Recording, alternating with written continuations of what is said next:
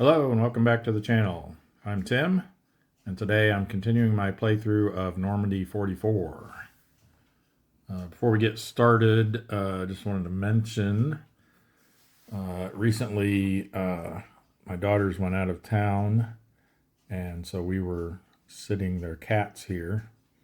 And no, don't worry, they didn't get up and destroy my game like they did before, but in preparation for that, I had moved the game, physically moved the board. That's why it's sitting on plexiglass right now, because I used that to help transport it up into our spare bedroom, and I was able to keep the door shut while they were here. But apparently in the process of transporting it there and back, I somehow managed to lose a counter, and this time it was an actual unit counter, unfortunately. So I ended up making a replacement for it. It was this strong point up here near Cherbourg.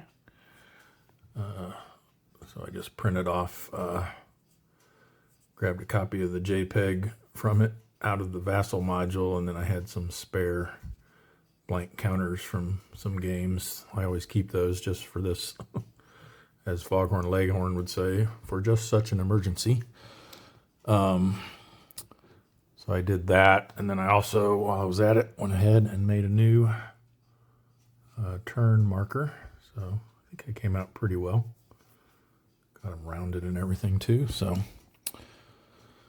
anyway, just thought I'd give you an update on that.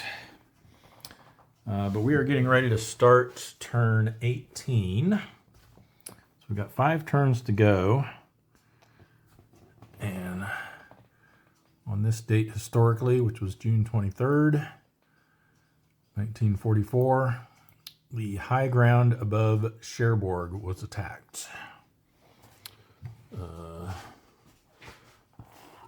I'm not sure exactly what that's referring to. I mean, above, to me, would mean north, but north of Cherbourg is obviously water.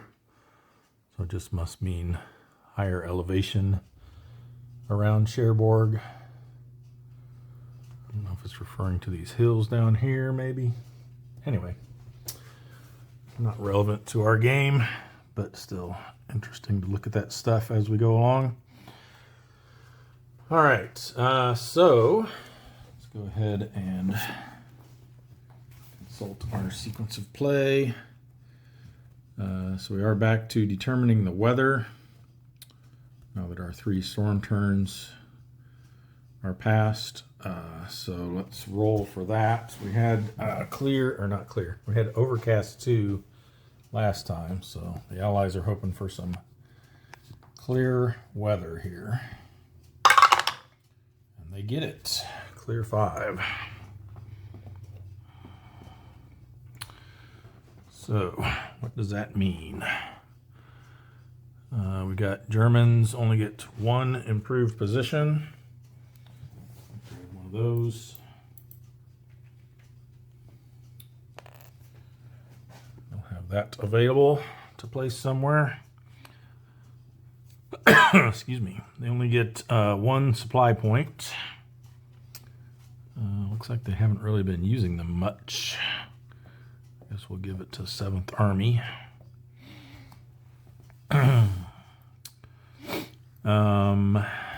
Then 1 infantry replacement, but with footnote 0, which means it has to be spent on a 0 or -1 troop quality unit, or it's forfeited. So I've been using this convention of rotating at 90 degrees to indicate that.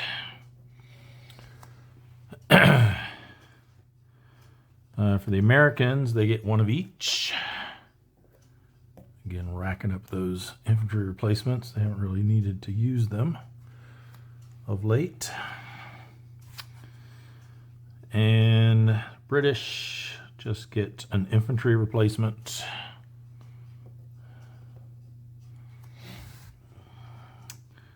Nothing for the Canadians. And then the big thing is all 3 air support markers are available. Of course, our naval as well, but as we've mentioned for quite a while now, I don't believe there's any combats that qualify for that any longer. Managed to push the Germans back outside of the bombardment zone everywhere.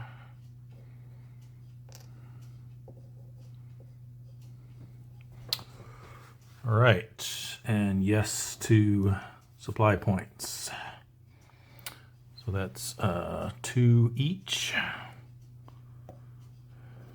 And again, more can be purchased with replacements if desired. Not replacement, with reinforcement points.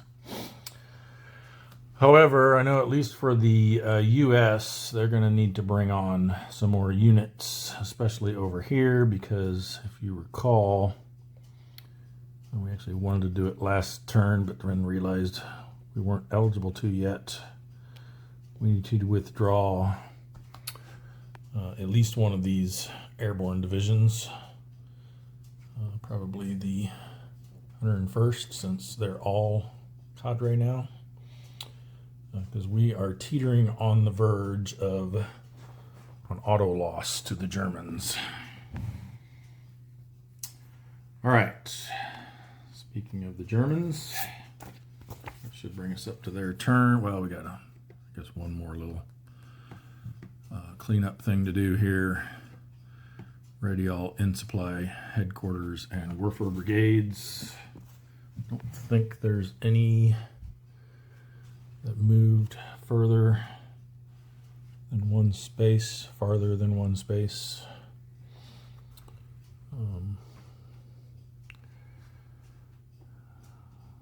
And the Werfer brigades, there's the one here, and then I think they just got a second one recently. Yeah, over here. They're both ready. So I think we need to do anything there. So that will bring us to, I'm sorry, with this plexiglass on here now, we're getting some glare off of that light up above. Okay, so German replacement phase.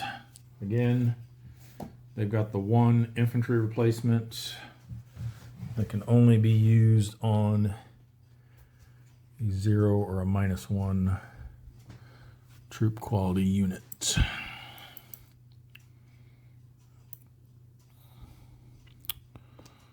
Let's see what we have that's eligible. These are all full strength here. Flak unit can't take replacements. I don't think there was any under here. Nope.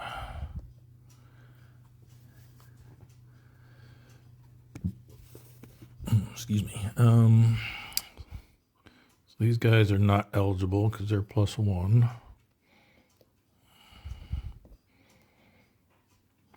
We do have these guys. We still really haven't figured out what we want to do with them, but they could take it. Of course, we've got plenty in the dead pile that could take it. This looks like it might be a good spot here, because we don't want them. We want to hold them on the other side of that river for as long as possible. That's a +1, unfortunately. Wow, they're really in trouble down here. Well, they got this guy coming up. I guess they can help with that. These are airborne, so they're going to be +1s.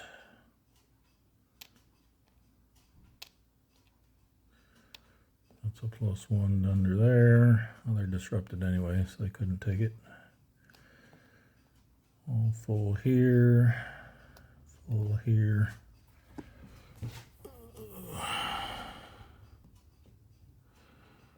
That one's a +1. That's a +1. Oops. That guy could take it. Those are all full.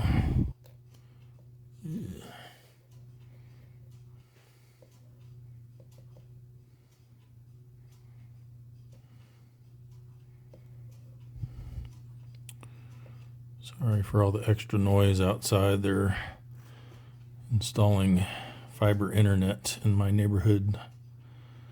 Well, they started yesterday. They're across the street today, so that's why it's a little bit louder than it has been. But looking forward to getting that installed. Ooh, here's one that can take a replacement. Might be somewhat key. Yeah, because they're going to have a hard time holding things back over in this area, I think, now that the Allies have some clear weather to work with. This one could take one. That's probably, that might be a good one. These are all full strength still. Yep. So it looks like we got here, which I'm not too concerned about. Well, maybe I should be, but they are in an improved position at least. And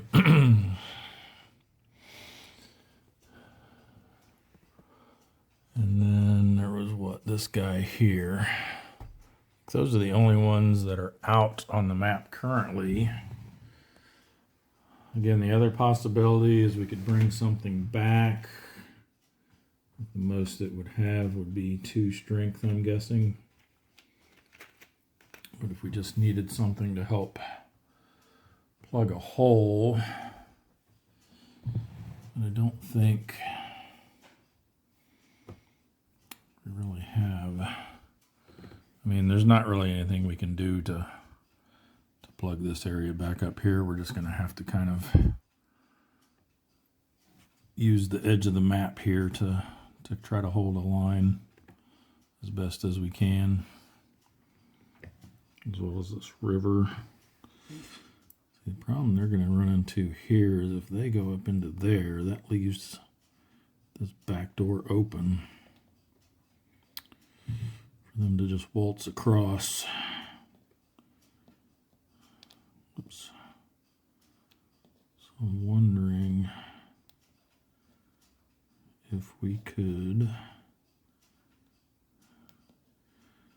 put somebody here and then they could move into this hex, because they'd be allowed a 1 hex move after taking replacements. I think that might be the best thing to do if we have someone that qualifies, because the other stipulation is there has to be a unit from their division nearby.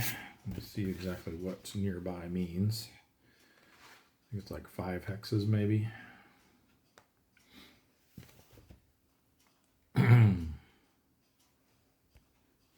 Actually, I don't even have to do that. They could come in with headquarters of the same nationality, so they could go straight to this spot. I think they do still need to be within 5 hexes of another unit from its division that was on the map at the start of the phase. Does not apply to non-divisional units, so we could bring in a non-divisional unit as well. So if we do want, you know what, I'm going to move, just to get rid of this glare, I'm going to shift this to the edge of the plexiglass and then push it back up as far as I can. There we go. All right, that's better.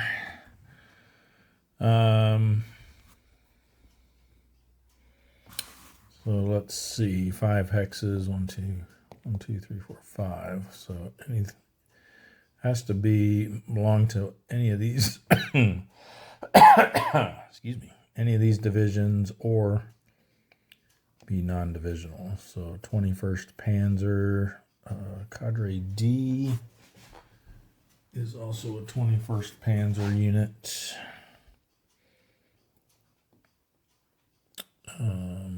This is a non-divisional. This is 1st SS. So I don't think 1st SS is going to have any low troop quality infantry units. I'm not sure 21st Panzer even has any infantry units.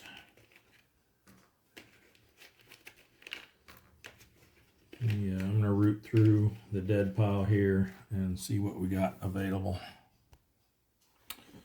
All right, well, here's what I came up with from the dead pile as possibilities, but I guess I'm a little uncertain because, like, I think this one for sure is non-divisional because it's the 2nd Battalion of the 195th Regiment or Brigade, I'm assuming. No divisional designation. Because if you notice on the units that do have a divisional designation, their division number, well, they have the division insignia in the corner, and then their division number is in bold on their unit designation. So these, though, so I think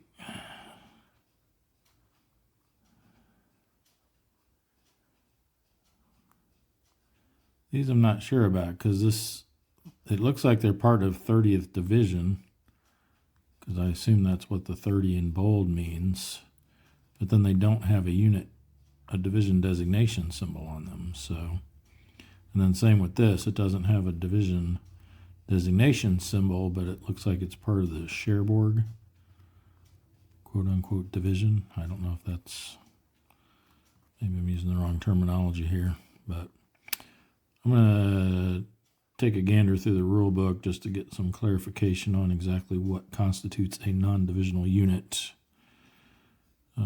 Like I said, at least at a minimum, should probably be able to at least bring these guys on, if nothing else. Of course, these guys would come in on their reduced side if we did bring them in. That's interesting. On this side, it just says 30th. On the other side, it says, 30th minus.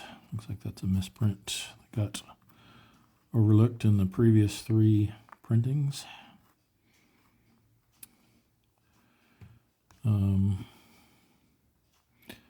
There's something else someone pointed out recently on Board Game Geek that's apparently gone unnoticed through all the reprints of this as well. What was it? Oh, it was one of the Stug units. On its reverse side, only has 1 strength point, but it doesn't have the white outline to indicate that they have no ZOC.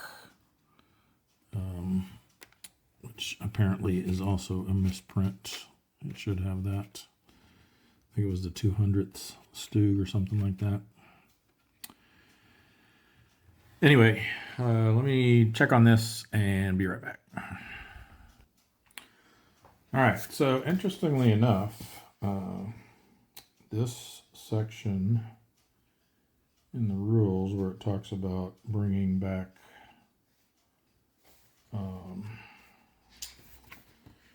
units from the dead pile. If I can find it again. Yeah, returning eliminated units to play. Right here. This is the only reference in the rule book to non-divisional units, or divisional units for that matter. So nowhere in the rules does it really explain what the difference between divisional and non-divisional is.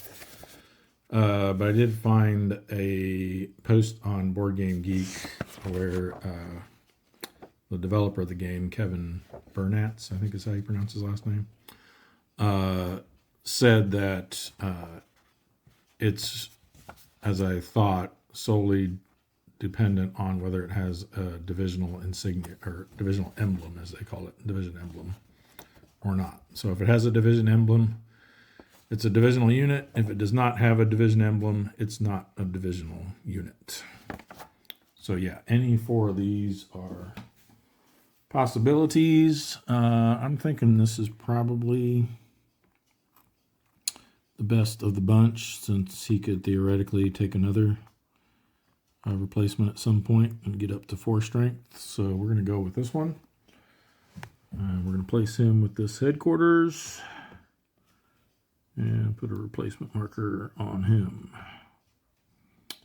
That will hopefully make it a little bit tougher for them to get across the river here. And like I said, we'll probably end up just leaving this guy here then. He's got a Zachbahn with the... I assume you can form Zachbahns with the edge of the map. I think I checked that earlier. I think you can. Definitely with like coastal areas and that. And impassable hex sides. And I'm pretty sure I checked and found that map edge as well qualifies.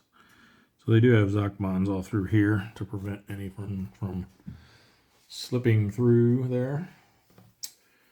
All right, so that's it for the replacement phase. Let's go ahead and spin that. And that will bring us to the movement phase. Okay, well, first of all, our entrenchments that we started last turn are now complete. So it's going to help hold this line over here that we had to kind of hastily form once the Allies broke through Coburg up there.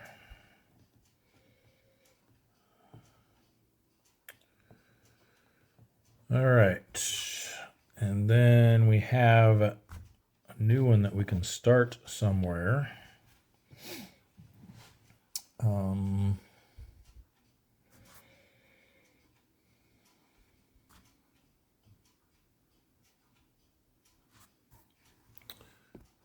think, do we have any infantry here? Oh, we do. So we could theoretically try to get one going there. I have a feeling they're going to try to, I don't know, they're a little,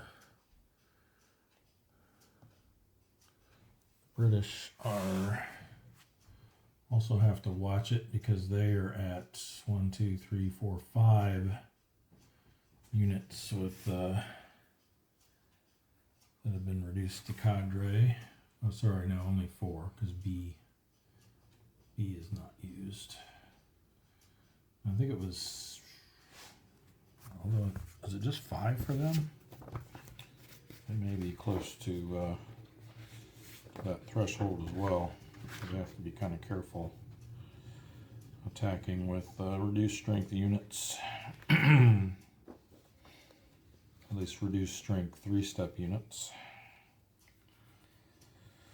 Let's see, 7, yeah, 5 Commonwealth, so they will probably not want to attack with this unit for risk of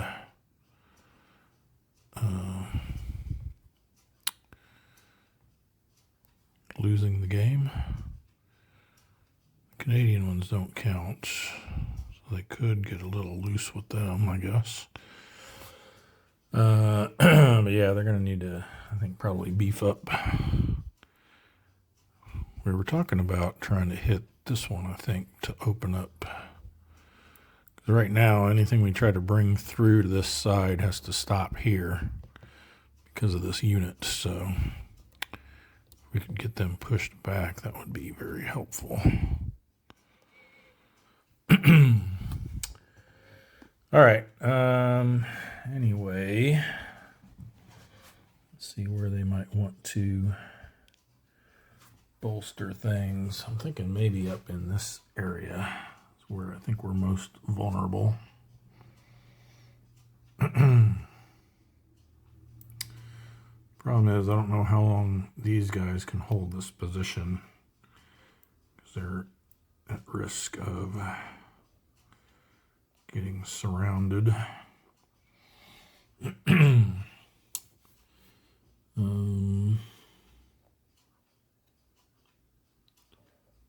In here, we're in a city hex. So that's, I think, as good as an improved position, if I remember correctly. It's actually better. So don't really need to worry about those. Maybe here. Man, they're going to get hammered. Well, I guess in the off chance that they manage to hold out.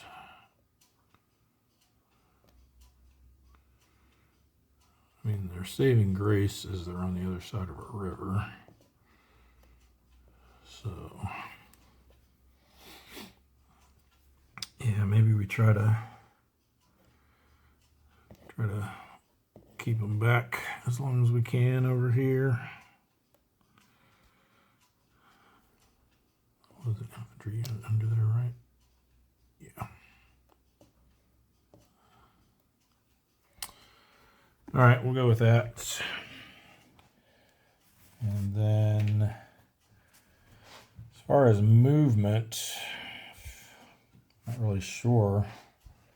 Other than, I mean, we're trying to get this guy around to help out. Yeah, that'll put him in range of being able to support the end of the line over there, so we'll definitely do that. Otherwise,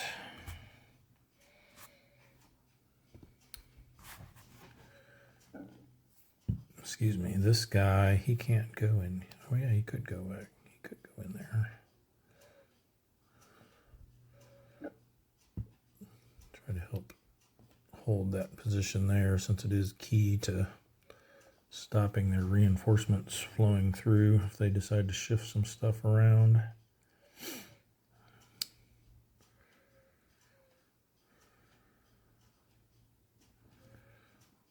Not sure.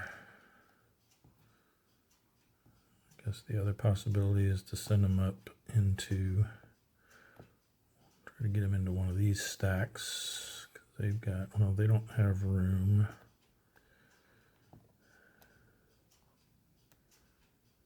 They don't have room either.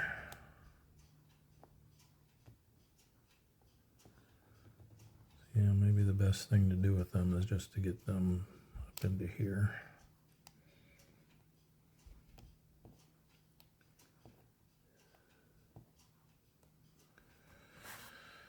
I mean, everywhere else, we're pretty much just holding the line. Not really anything that we can shift around too much.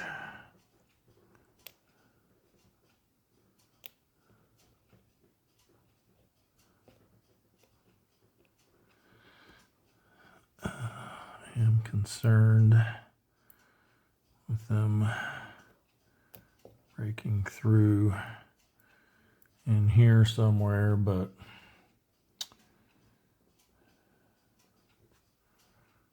I mean, if I weaken this position, well, they're not even going to make it over there. I mean, I could, I could swing that around here, but then I'm just weakening this position and they'll attack here instead. We got 6 there, 5, 6, 7, 8 there.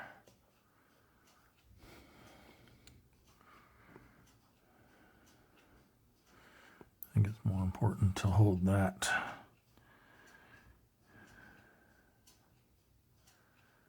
Because if things get too crazy here, we're going to end up having to probably swing back and try to form a line with the west coast over here.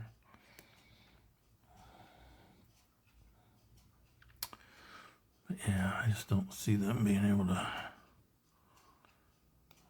hold out too much longer up in here. I mean, the good thing is with the Allies, I mean, normally we wouldn't know this, but we would probably suspect it.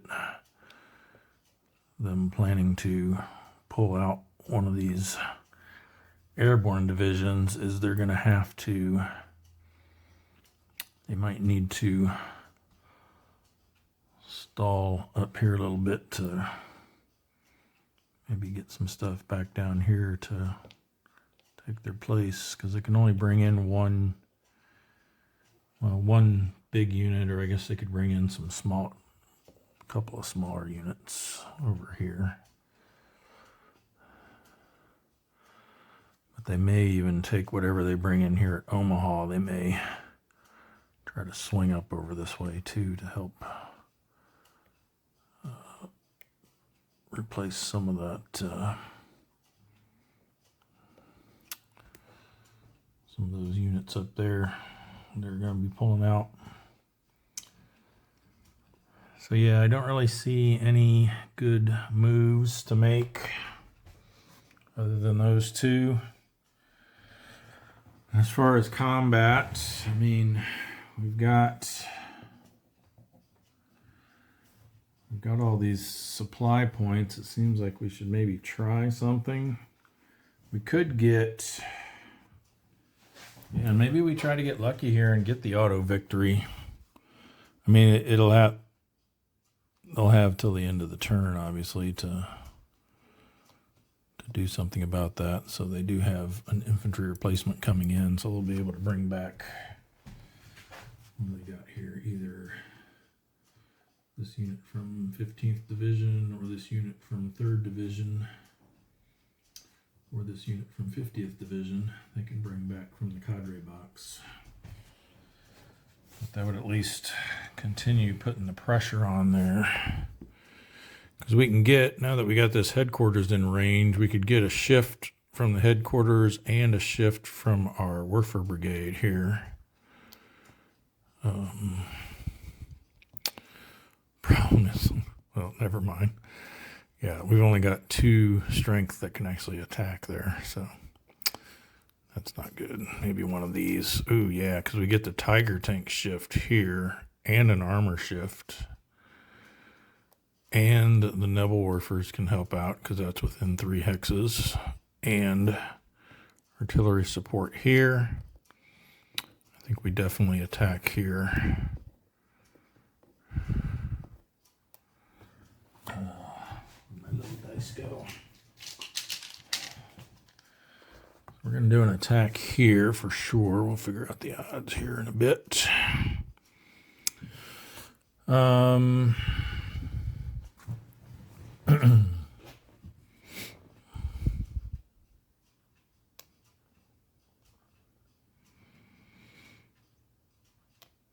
we got here now 5, 7, 11, 13.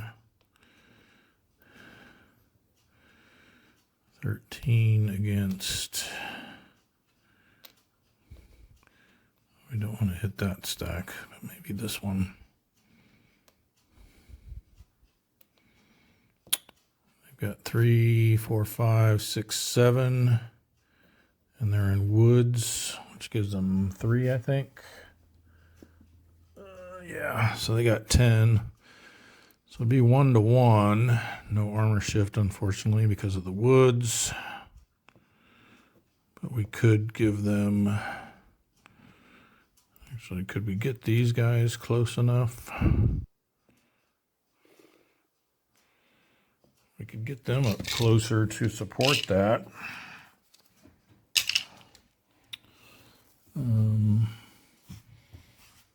I don't think we're going to attempt any attacks down here because it's all going to be across a river. So why don't we get this Werfer Brigade up here where we can... They get 2... and then I think they're considered mechanized. So remember, since it's a clear weather turn, they lose 2 movement points, I believe. I had forgotten that on some previous turns. Yeah, Werfers are mechanized, so they've only got 3 movement points, and they only get 2 hexes per move on roads. So 1, 2,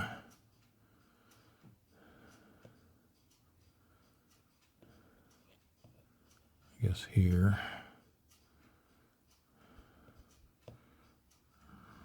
3. I guess if we put them here, they could also theoretically support that hex and that hex. Got there, something on the board. So yeah, we'll move them there. So we can get 2 shifts on that as well, which would take it up to 3-to-1. So I think that's worth trying.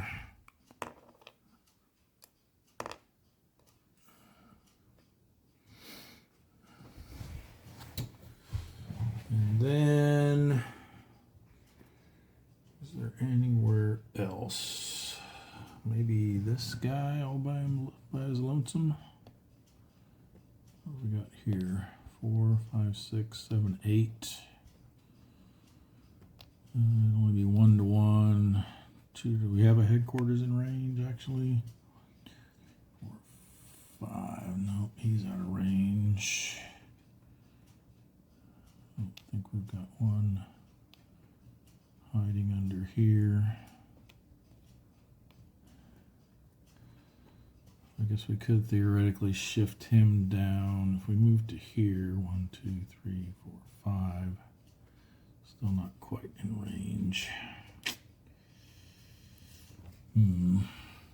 So that's probably out. Have a headquarters there. We have the con artillery here to support that one.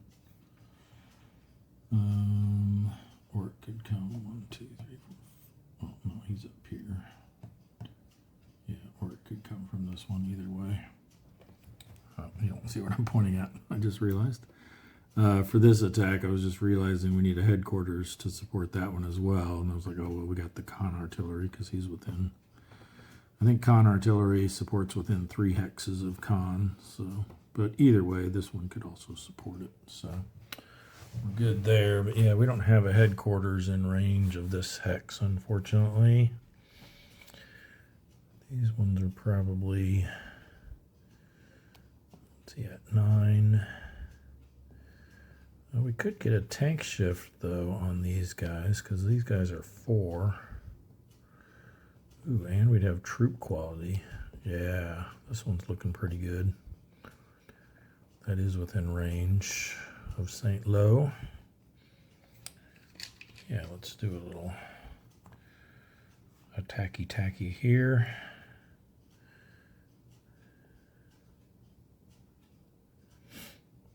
Got these guys that can help out too if needed. Don't think we'll be able to get to 2-to-1 though, because they got 4, 9 plus 4 for the bocage. No, just 3 for the bocage. So 9, 12, but yeah, we still can't get to 2-to-1 with our 18 factor limit. But we will definitely do that attack, and then that's not good. They're in a flooded hex. I don't think there's any place up here that we can mount a reasonable attack. So I think maybe we'll just go with those 3. We got here. Could get a troop quality shift on this one. It'll only be 1-to-1, assuming we can get up to 6, 12, 14, plus 3, 17. We'd have to get to 17 factors. Nope.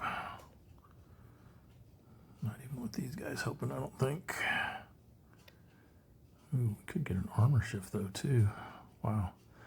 4, 7, maybe we can. 12, 14, 16. 1 short. Wow. That would have been nice.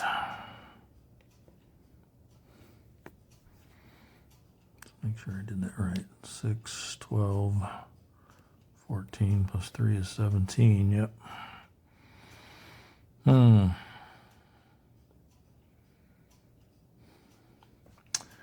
Well, even at, well, we'd be starting out at 1-to-2. We have the armor shift though. They're not in a town or anything, right? We have armor shift and troop quality shifts. We could get it back to, we could get it up to 1-to-1, 2-to-1. Man, if we could just get one more factor in there somehow. Or if we could.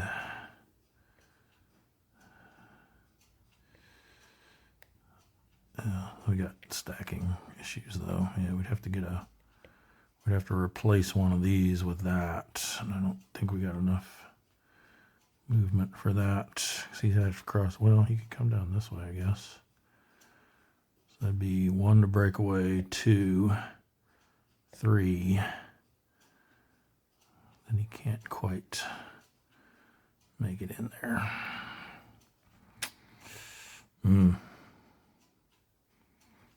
That's a bummer. Would have been a nice attack.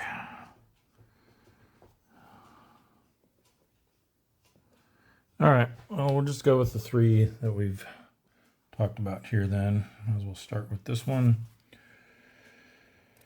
So it's 1-to-1. Tank shift and troop quality shift. To make it 3-to-1.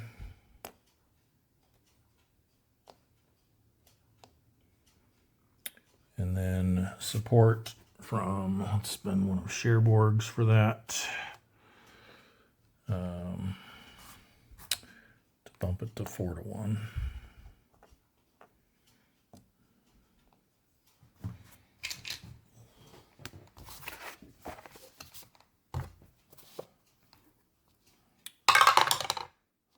One is an exchange. Oh boy. I guess I should have. Well, hang on. Let me back up a second here. I got to designate my.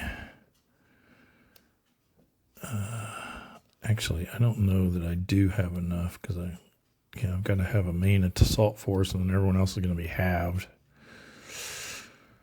What were they at? 4, 9 plus 3 is 12.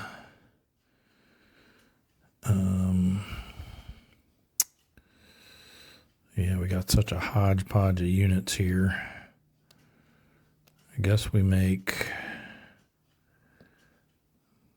these guys, yeah, because these guys, well, these 2 have to be in the main assault force in order to get their shifts. So that's going to be, we'll say it's 3rd FJ with Panzer Lair attached. So they get their full strength of 8. They only get 1, so that's 9. These guys are all halved. 10, 11, 12, 13. So yeah, we do just have enough if everybody participates to get to 1-to-1. So an exchange means,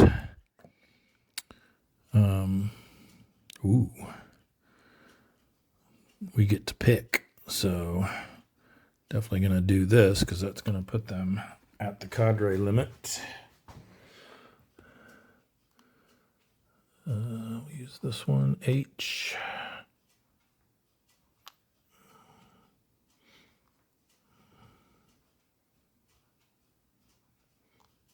Yeah, because that's for, those are for infantry airborne. These are for armor or. So we got them down to cadre. And then they will pick from us.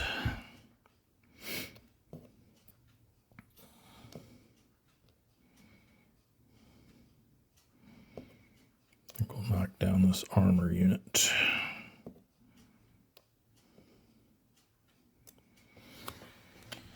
I was hoping for a little better, but I guess the exchange was nice because we got to pick the loss that they took.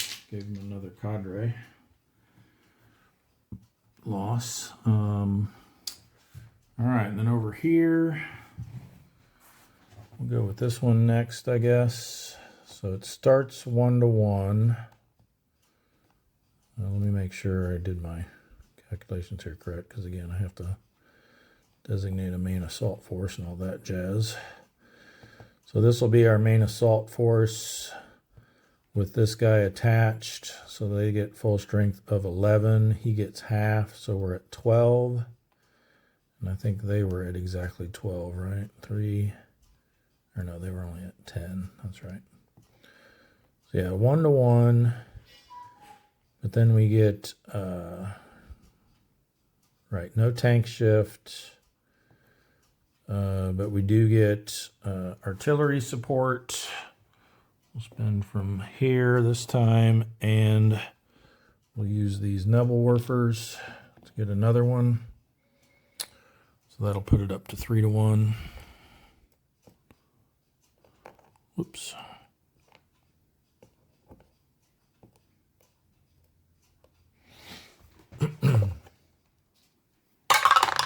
Six, there we go.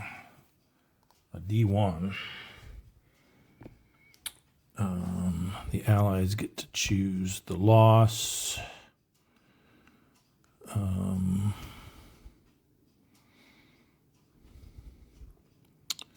Wow, that puts them in a bind too, because either way. Oh, wait, these don't have a thin stripe, so that's not a 3-step unit there. So I guess we could just lose that and not get into more cadre trouble. So I think we got to do that. Or we could just lose this one too, because that won't be any worse than, since he's already a cadre. Yeah, let's do that, because these guys can't attack, they can only defend. So we'll lose this unit. And then we have to do so he goes with them. Just put it underneath. That one's been completely eliminated. Glider unit. Then we have to either retreat 2 hexes and become disrupted, or try a determined defense. I don't think we want to risk losing any more steps here, so we will just retreat to here. Now let's retreat to here, actually. And we'll be disrupted.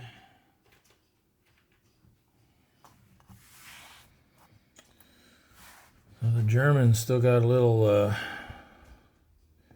teeth to them here.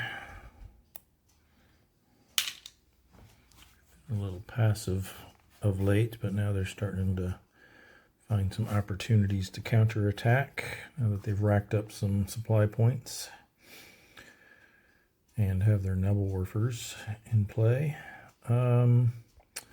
We are definitely not going to do any sort of advance, though. We're fine right where we're at. Just glad to put some licking on them there. All right, and then finally we've got this one. We haven't figured out the odds yet. So what do we got here? 4, 8, 16 plus 2 for the next, I think. Yep, so that puts them at their max of 18. I didn't think about that. So we've got to get to 18 as well, which we're not going to do. 4. We'll probably make, I guess make these guys. So that's 4, 8. These guys are halves, so 10. So 10 to 18. So starting out 2-to-1. However, or 1-to-2, I mean. However, we do have tank shift, which will bring it up to 1-to-1. Tiger shift to make it 2-to-1. Artillery shift to make it 3-to-1. And Nebelwerfer shift to make it 4-to-1.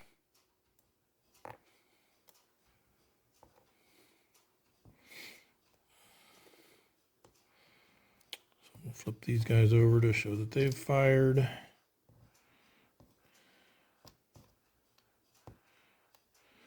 And draw supply from 7th Army for that. So 4-1 attack. 2.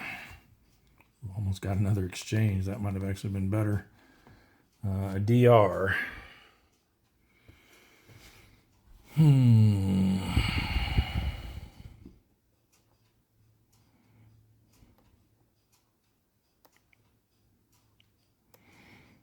Yeah, I think we'll just take the retreat.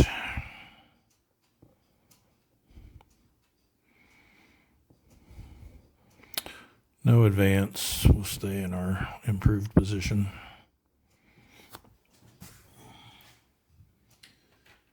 That means they won't be able to get back up. Oh, they can use, yeah, I think they can use tactical movement, so they can get back, at least get back in position. But I don't know about attacking. Actually, can they attack when they're disrupted? I don't think they can. Anyway, that will do it for the German combat phase. Nothing for reserve movement or reserve combat. Recovery phase. This can come off. And this disrupted marker can come off. Is that the only ones that were disrupted? Looks like it. That's right, because we had all those exchange results last turn. We weren't able to disrupt them very much. All right. And then supply phase. Everyone's good. These guys can get back through here. No one, anyone that's in any sort of like little bulge here can still get back to a road and to an entry hex. Same over here. No supply issues other than this guy, but he's just hanging out there. And then no isolation, attrition, no German IPs, lone and hex. So we'll go to the Allied turn. All right, well now that we've got the actual turn marker, I can flip this over, which I usually forgot to do even before I lost my turn marker, to show that it's the Allied player's turn. And we're going to start off with the replacement phase. So the Allies have 5 infantry replacements and 1 armor replacement. So let's see where they want to spend those. I think for sure, because we're actually at our auto lose condition right now of 7 cadre, 7 units on the cadre display here. We're going to use our armor replacement to bring this guy back that just took a hit last turn. Where was he? He was over here, right? Yeah.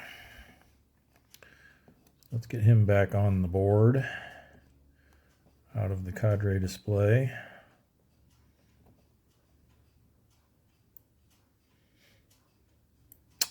I was just thinking, is he disrupted?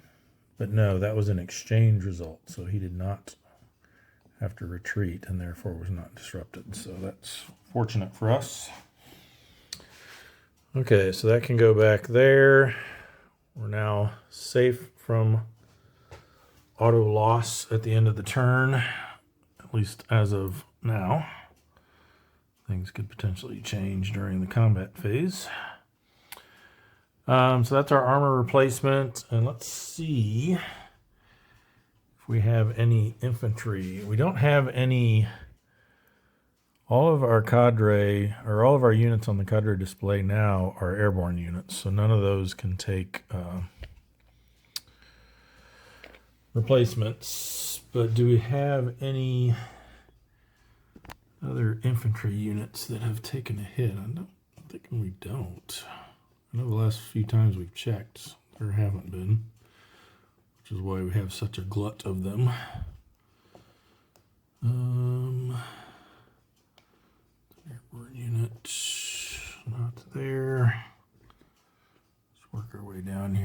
check. That's an airborne cadre. 3 airborne cadres there. At least 2 of those are going to be going away, I think, this turn. There's another airborne cadre.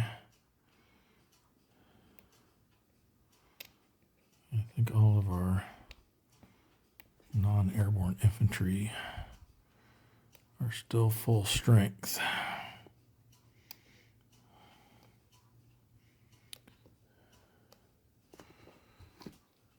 Whoops, I just wrecked a pile over here with my tripod leg.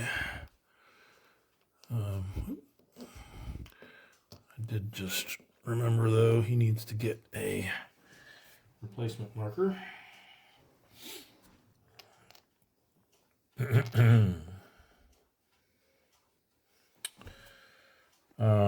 Yeah, let's fix this mess I just made over here.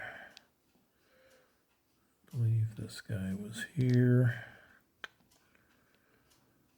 And these were like this.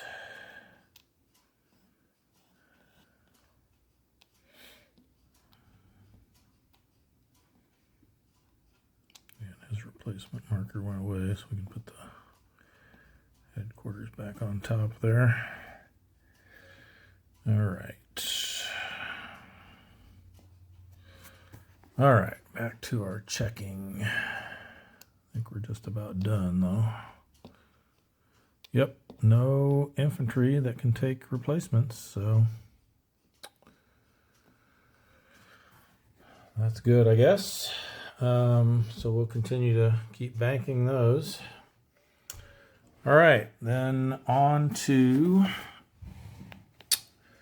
our movement phase. So we get our reinforcements now, which we have 6 reinforcement points for each side that we can spend to bring new units on, which I think we want to do all as units this time and not spend any on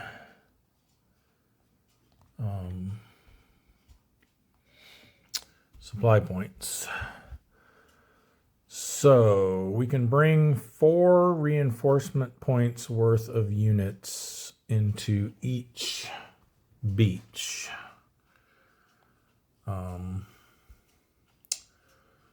So I'm thinking, well, let's take a look at, I guess before we do our reinforcements, let's see who all is going to be going away. Because we also need to prep them by moving them away from enemy units so we can actually withdraw them this time. So we're planning on withdrawing the 82nd, or not the 82nd, the 101st. So that's going to be B, C, D, and F. So let's see. This is B. So here we can just have these guys switch places.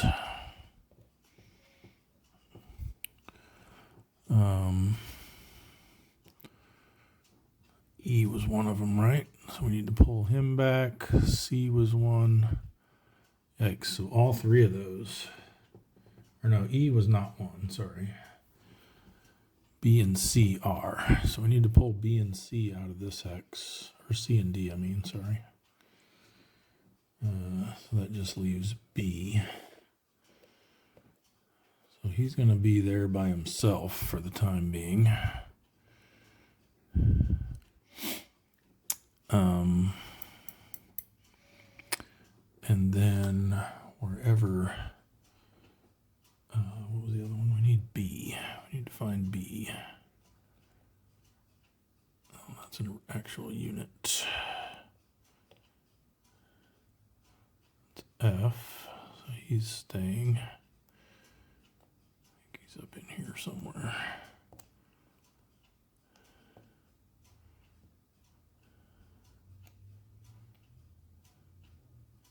No, where is B?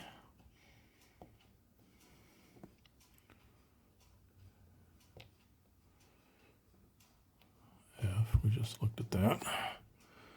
See down, did he get down here somewhere?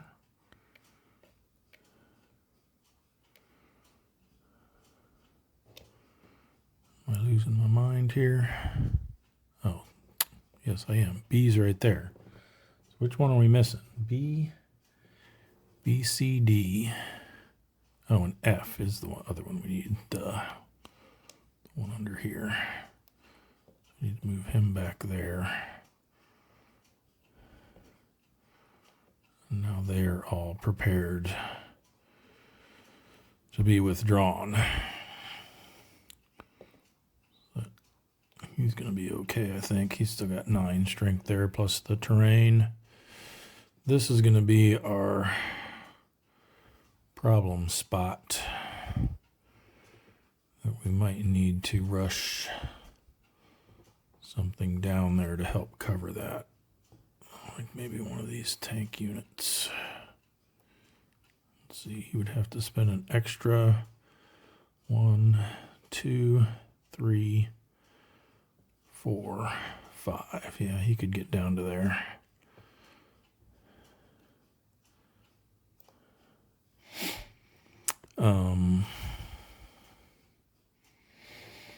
Yeah, because our reinforcement coming in is only going to be able to use tactical movement, so they're only going to be able to get to there.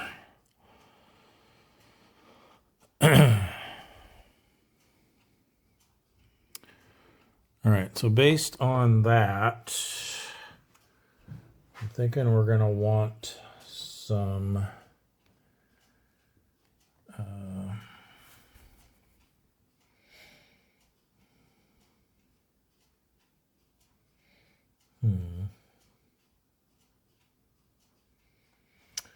Actually, if we brought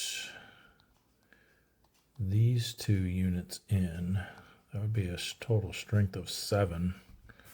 And those, whoops, almost knocked my camera over there.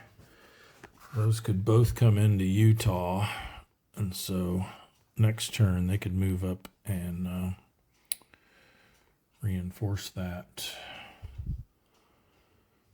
spot there.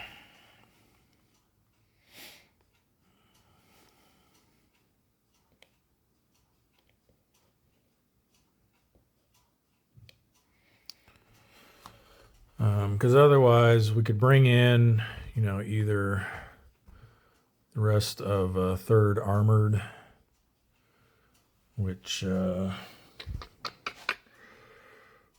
is, I think 3rd Armored is down here actually. Part of them's here. Yeah, we've been bringing them in through Omaha. So we probably wouldn't want to do that anyway. Or if we started bringing another infantry division in, it would be 6 strength versus we get 7 out of these 2. So now the thing, yeah, it still costs the same as bringing in one of these. That's only going to leave us 2 points to spend then for units to bring in at Omaha, but I think that's fine. We'll probably bring in maybe, actually I wonder if that other corps might be helpful. We're getting pretty spread out here with just, we got 5 corps here, 19th corps there, 7th corps up there. So having that other headquarters in might not be a bad idea.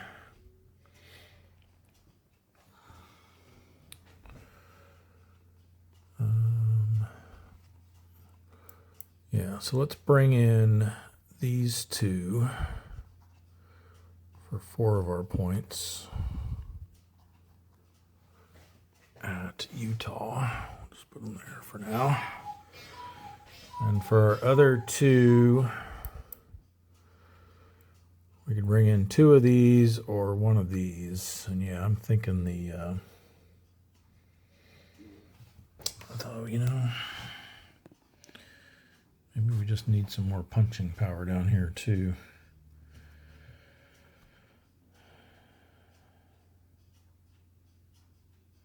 We're not really attacking much in this area, at least for the time being. We're kind of more focused on trying to cut off the peninsula there and maybe putting some pressure down here to put these guys in jeopardy. So maybe just having some more firepower would be better. Yeah, let's go ahead and bring this guy in at Omaha. All right, so those will be our reinforcements that are coming in. We might as well go ahead and move them now. So this guy will just go to here. These two will go to here. And again, they would get regroup markers, but we're not going to be doing any attacks with them anyway.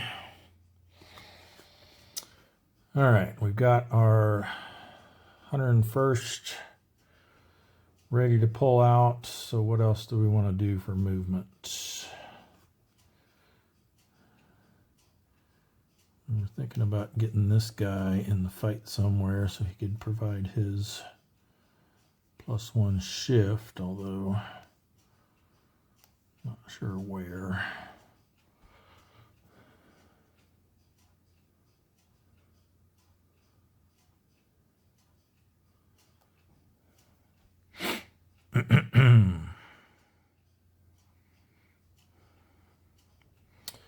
You know what, too? I think now we can use 2 air units on each combat. So if we got some place that we really want to pound, we could do 2 artillery shifts and 2 air shifts on it.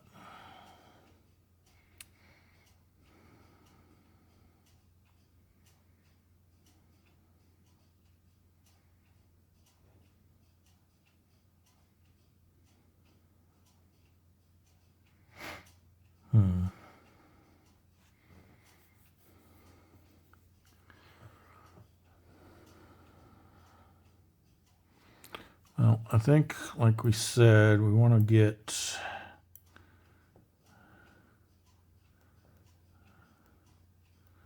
something down here to help cover that. Just wondering if we want to pull this guy all the way back here, or I guess that's fine for the time being. Is 4 going to be enough to hold that? That'll be 4 plus 3 is 7.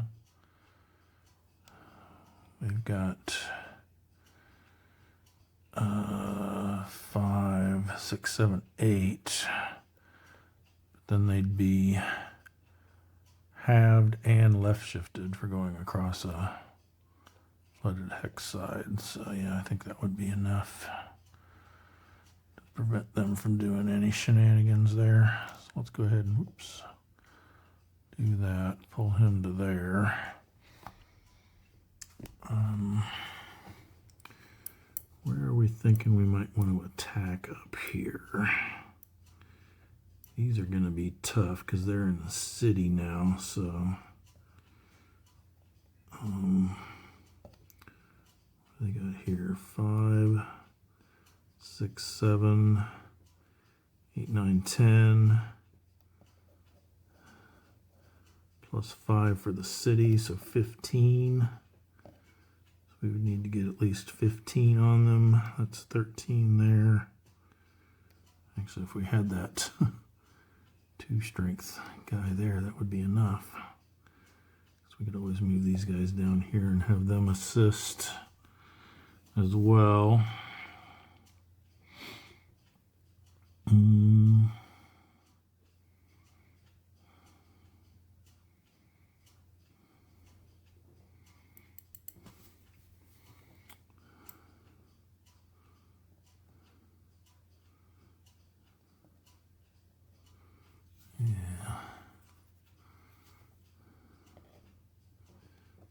Maybe we'll take that off of him because we know he's not going to be strat moving this turn. There it is. Oh, let's see. This one was another possibility. 3, 4, 5. We would be halved for coming across the river, but not shifted left. Even with that, that's 5, and then they get 3 for the terrain. So 8. We'd be at 6. We'd need some more there for that. Here, though, we got 4, 5, 6, 7, 8, 9.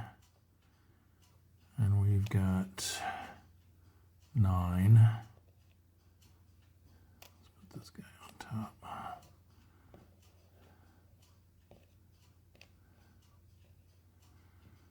So,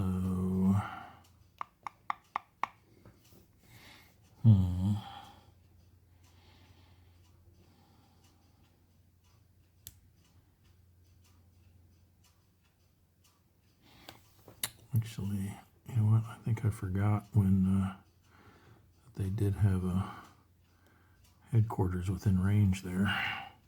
Forgot there was a headquarters under there. Wonder if they should have attacked this spot last turn.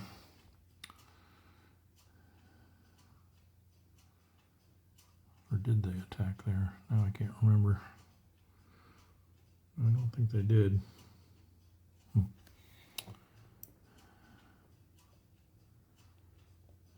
They would have got an armor shift too. Or no, they wouldn't. They've got a 3. And they're only 3. Oh well. Let's see.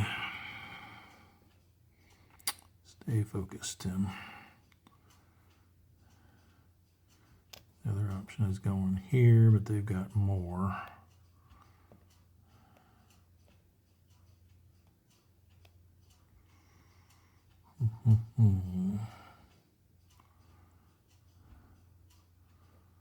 We need to get a little more juice in there if we wanted to do that. I don't think we have it. Get out of here, fly.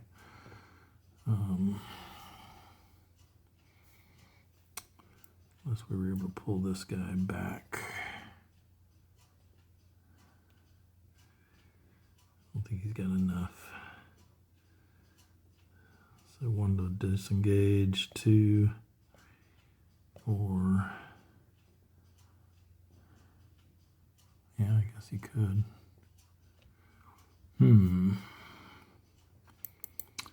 That's an interesting possibility there.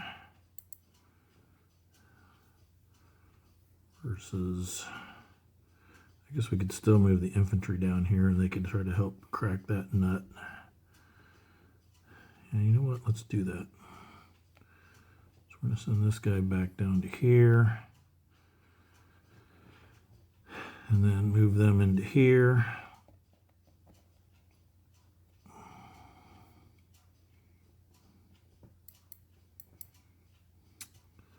You know what? Let's move these guys out so that these guys can go in. But see, they have to be part of the main assault force. And I don't think we're going to have enough. So it would be 6, 7, 8, 9. These guys are both halved for another. Oh, maybe we do. 9, 10, 11, 12. He'd be 4, so 16. What did I say these guys were? 2, 5, 7, 9 plus 5 is 14. Yeah, we could do that.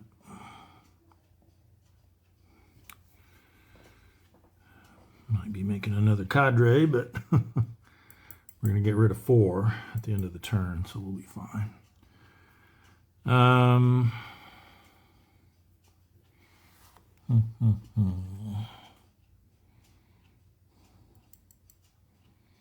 Yeah, so we're looking at attacking here. And here. That's probably what we're going to be able to manage.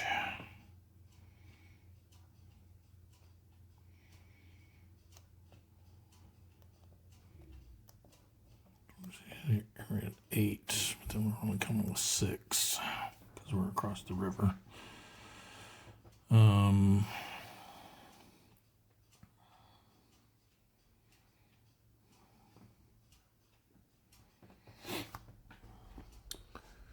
Yeah, over here, let's see what we got.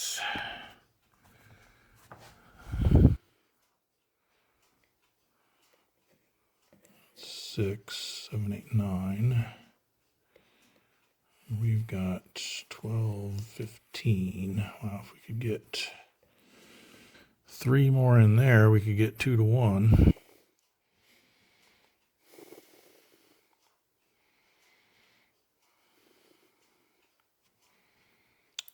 I don't see how we can without weakening. Let's see. He could get, that'd be 2.5, 3.5. He could get over there. We'd have to leave this guy alone.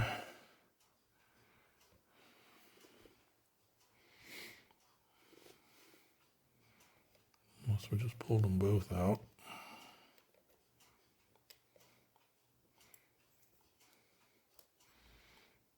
Give them a clear path to our headquarters, though.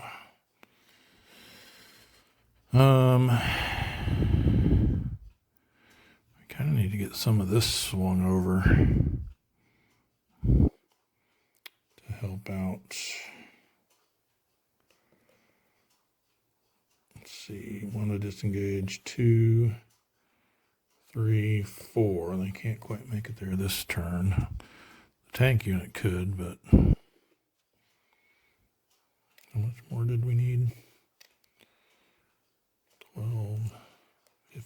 We needed 3, and he would be halved. Probably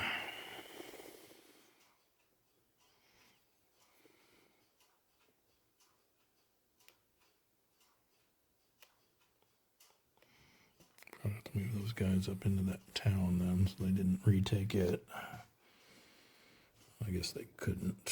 They'd have to stop when they moved here.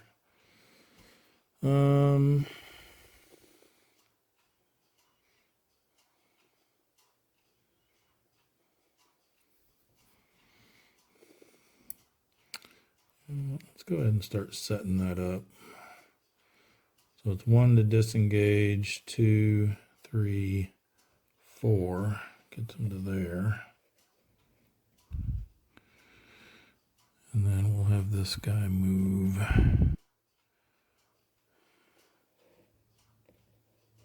to here to hold that town.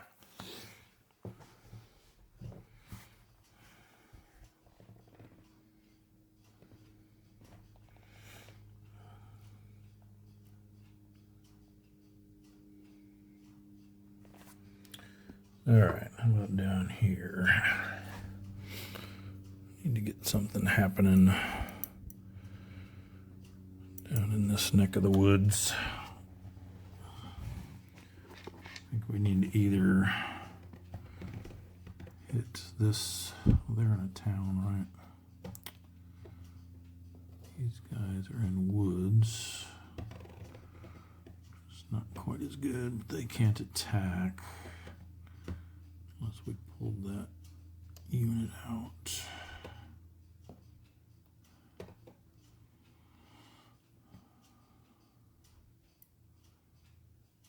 We got here 2, 4, 8, 11. There's 14 there. That's all we need.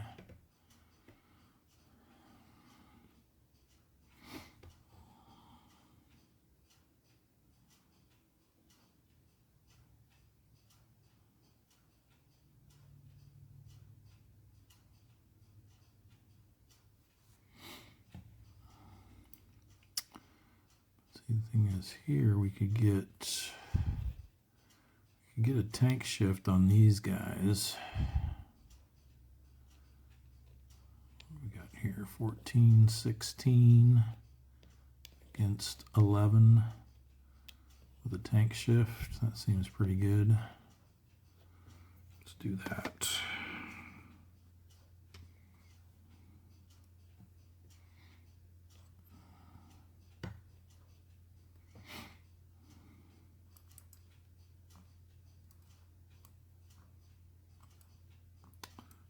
Maybe here.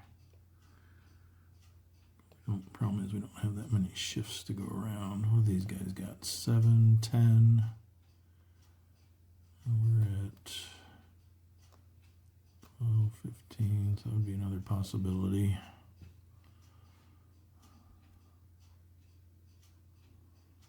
Actually, this would be better because we get a tank shift. Yeah, let's do this one instead.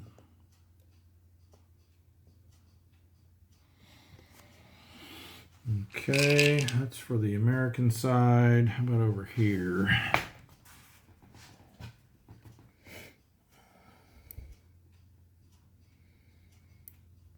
Okay, I need this guy here still to keep this unit honest.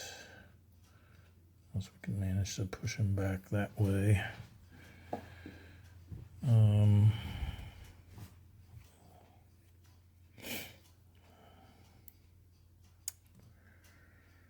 Let's try.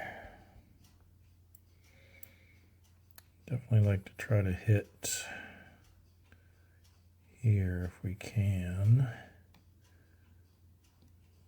No tank shift. Shoot. We'd have a tank shift there. Ooh, you can't even attack. Oh, you know what? We completely forgot about our British replacement. We need to spend that still. We definitely need to because we're at the auto loss condition here. So we got to give either this unit, or this unit a replacement. So where are those at? That's C, D, and E. C's right here. There's E.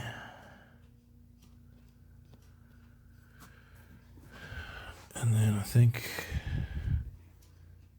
D might have been over here somewhere. No, where was that?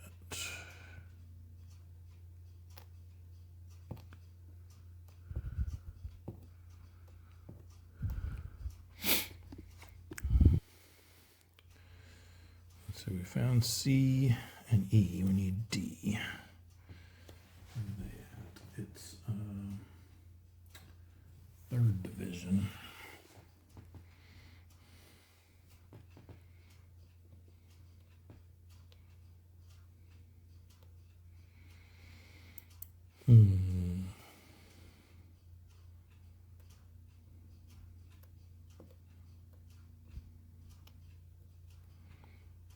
There they are.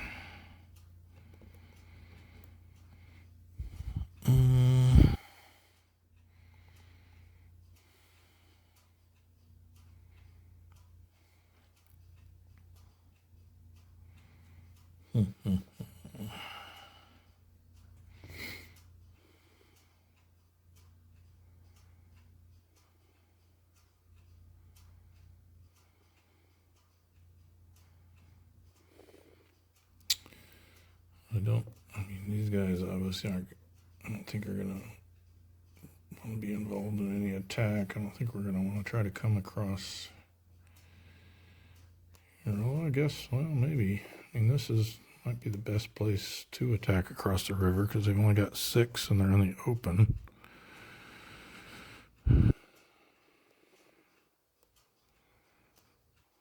We've only got...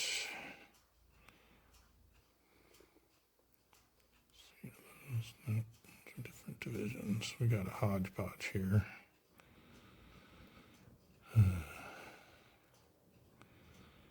mean, these guys, the math, that's 10, 12, 13, 14, 17. Well, actually, everybody's going to be halved. That's right, because they're going across the river. So 2, 5, 6, 7, 8, 9, 10, 11, 12.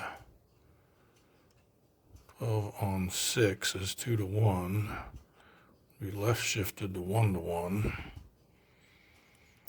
So yeah, I think we do want to do that to combat there.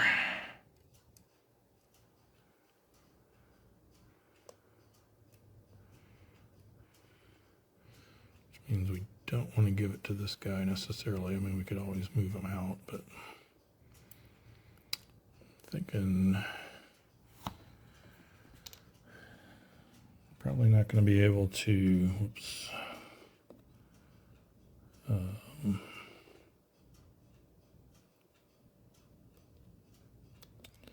If we did want to do an attack here, what would that look like?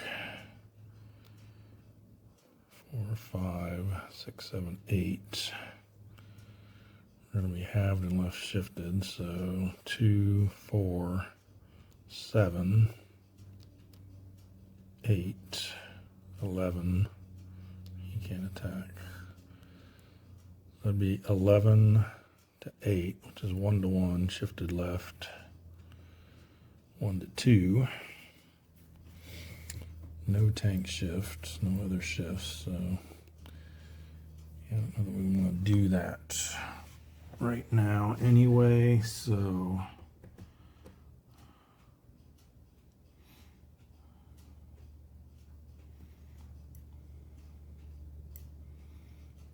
what we need to do is try to hit this guy.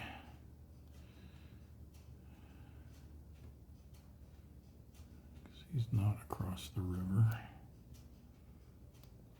4, 7, 8, 9, 10.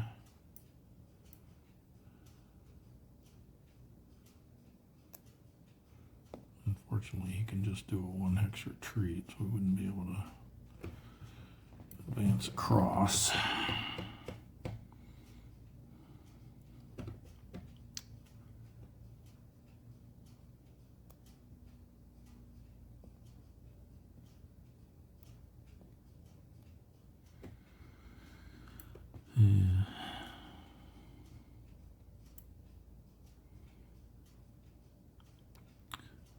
I'm thinking we just go ahead and give it to this guy for now. So that's Cadre E.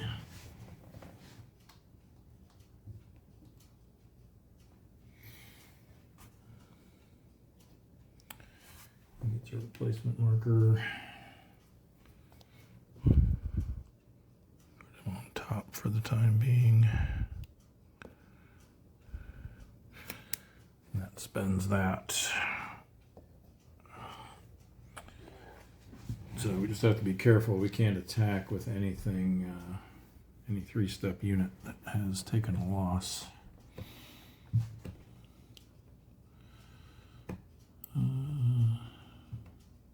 It's that guy.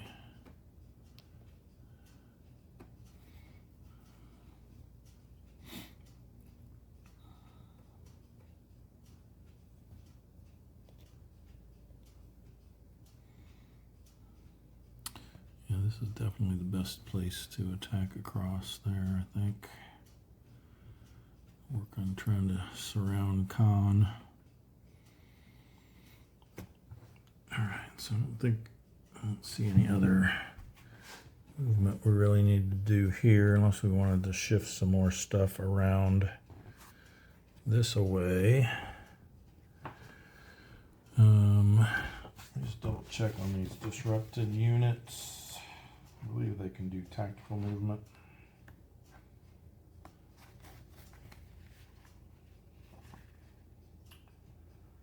Disruption 13.6. Yep, tactical movement. Cannot attack or be the lead unit in a determined defense. But we just want to get them back up here.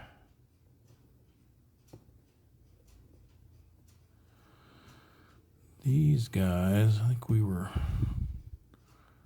trying to send them this way anyway.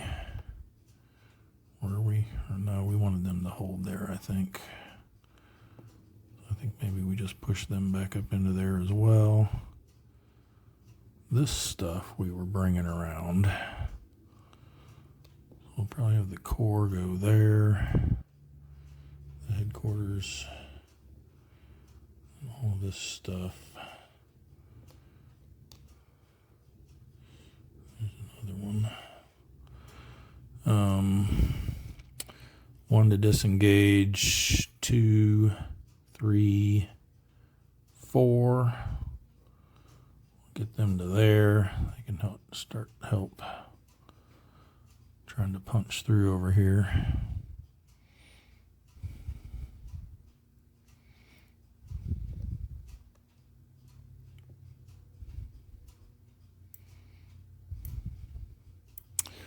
And the other thing we could do with them is try to sneak them through this flooded area. It'd be slow going, but it would at least make them have to respond with something, and maybe we can stuff up elsewhere.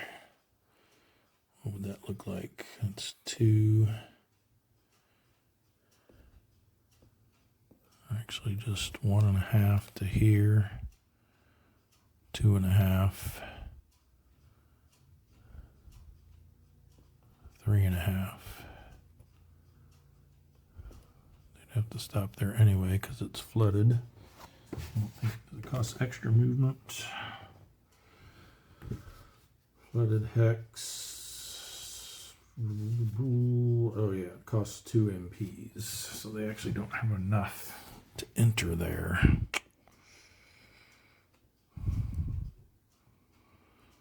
So next turn they could get to there, and then the next turn they could get to there. But yeah.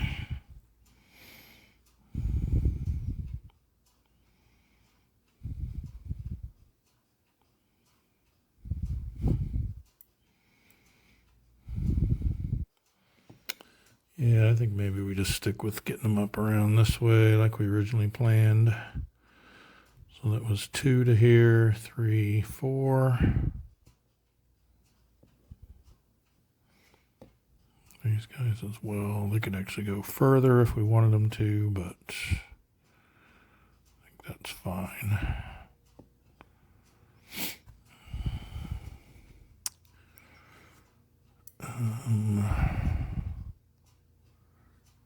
Like here, we don't want these guys to be involved in that attack, so kind of need some fresh troops around here to help out. At least until they can get built back up. In fact, maybe we build these guys up instead.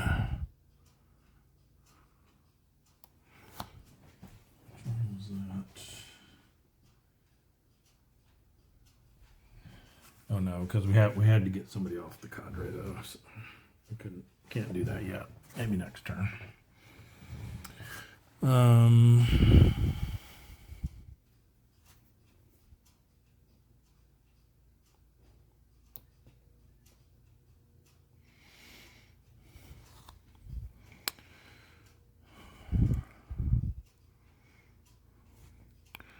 wanted to get some of these +1 units out there too.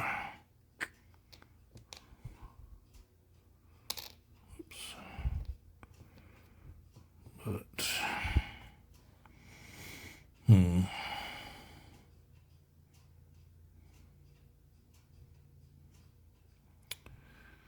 all right.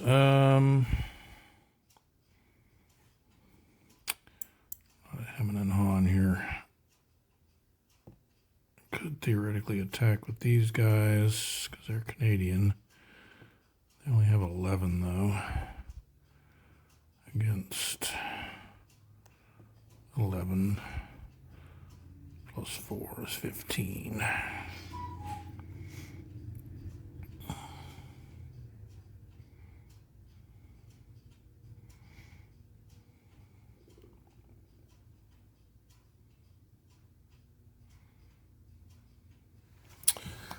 All right. I think that's about it then.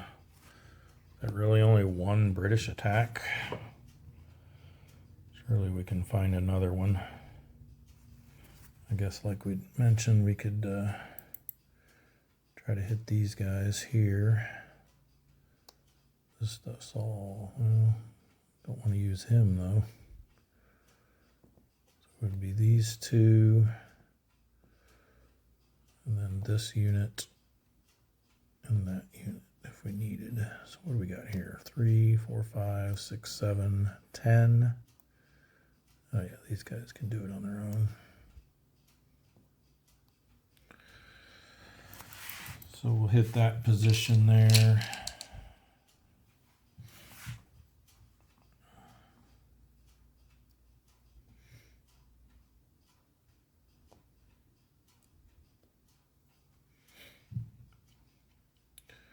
Yeah, I think here we're going to want to really load up on that. Probably 2 armor shifts and 2 artillery shifts and 2 air shifts maybe on that battle. All right, I think that's going to do it for our movement. Let's get all these straightened back up.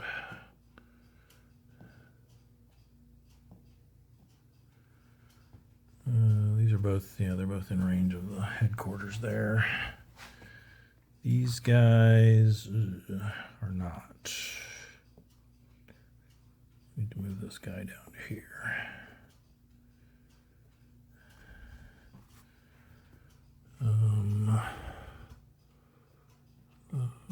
Those.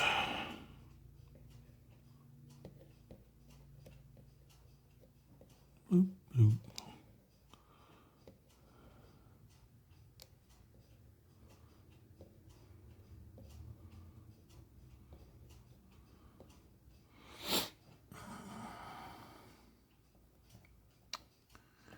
All right. So let's move on to the combats then. Let's start with the British, since I think they'll be easier.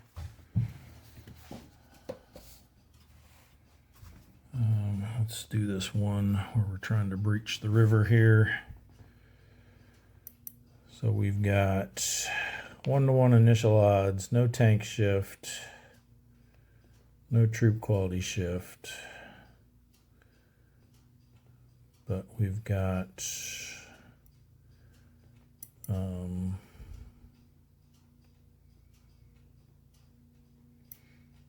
I wonder if any of those could be put in reserve. How much do we actually need?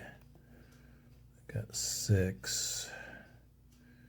So we had to get to 12 so that we were at 1-to-1 after the halving. So I don't think we could get that with less than everything. 3, 4, 5, 6, 7, 8, 9. Yeah, we're just at 12. So it's definitely everybody participating. But we're going to give them 2 air shifts. That'll make it 3-to-1, and at least 1 artillery shift. That'll make it 4-to-1. That leaves us with 2 more shifts for this attack. So I think we'll go with that. Although, what's the difference between 4-to-1 and 5-to-1? 5-to-1, there's no chance of an exchange, which is good. And we actually have a chance for an A1D2, which would be a 4-hex retreat. Ooh. You know what? I'm not that concerned about that battle there, but if we could get a 4-hex retreat on that guy, that would be pretty amazing. So yeah, let's spend both of our artillery shifts on that as well. So this is going to be 5-to-1. Let's see what we get. Reckon stacks again. 4. We didn't get the A1D2, but we got a D1. Let's fix this.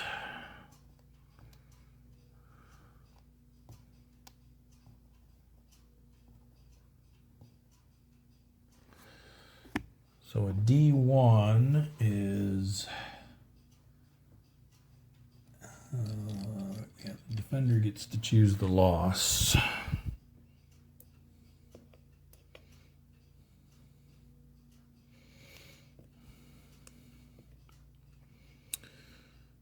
Which I think They need to take it on the armor, because otherwise they won't be able to take advantage of any DCBs.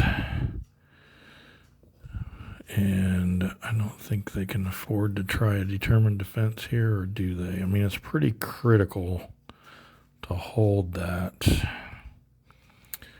They're within range of both the Kahn artillery and the 47th Panzer headquarters. I mean, they'd have to get... So we could make this guy the lead unit, which means they'd get a +1 from that, and we could give them some defensive artillery support. So a +2, they're in clear though, so they'd have to get at least a 4. So it'd be a 50-50 chance they could hold. But anything but a 6 or a 5 or a 6, they're going to lose a step.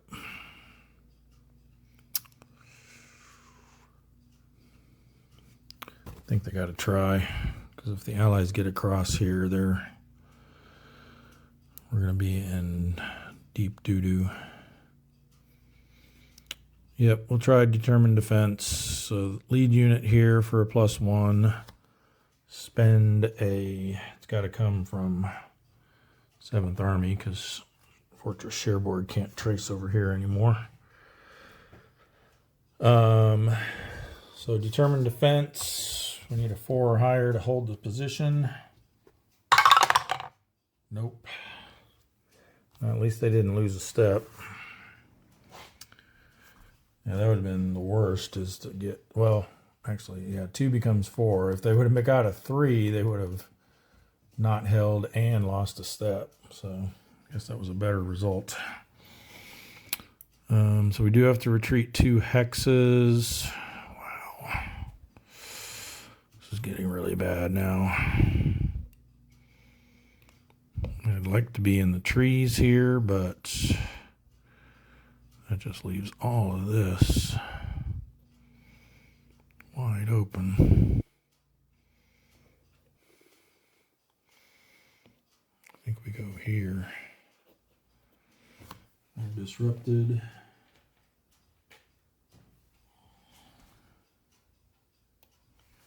And then we get to advance. Oh boy.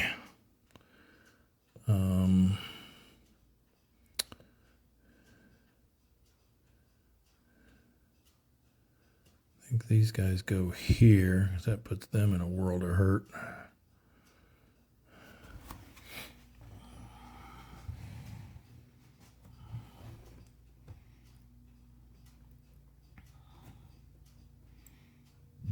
And here.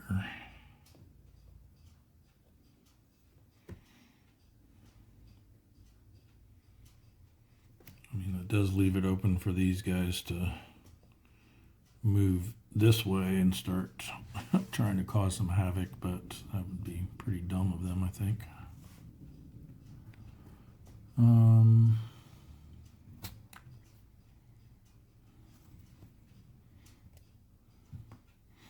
Yeah, we'll do that. We're still okay for supply because we can get back this way. I think you can trace supply. No, maybe not. Can you trace supply across a major river without a road? Double check on that. Yeah, that's actually fine. It says down there in that note, the non-road portion of a supply path can enter and cross flooded hexes and hexsides and major river hexsides. So yeah, we're okay there supply-wise, at least for the time being. And they're not going to be able to get anything into here to block it because we got Zoc bonds through here. So, unless, like I said, unless these guys wanted to sacrifice themselves.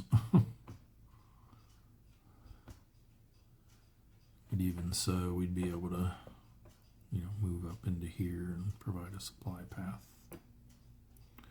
Because it can go through one empty EZOC hex. So. All right, yeah, I think that's a good advance there. Then down here, we're just going to give them a single shift with the air. So it's going to be a 2-to-1 attack.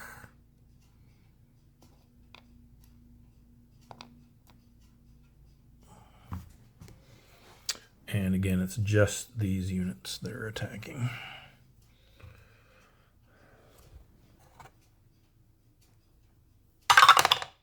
There we go. 2-to-1. 5 is a DR. I think they're okay. Heading behind the river. Go into that town. And become disrupted.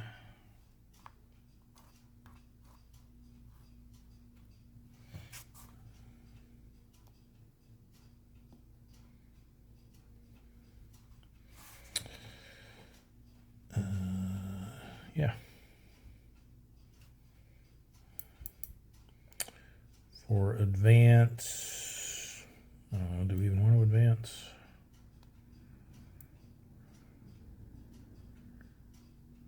I think if we were going to try something again, we're probably going to try to just hold this.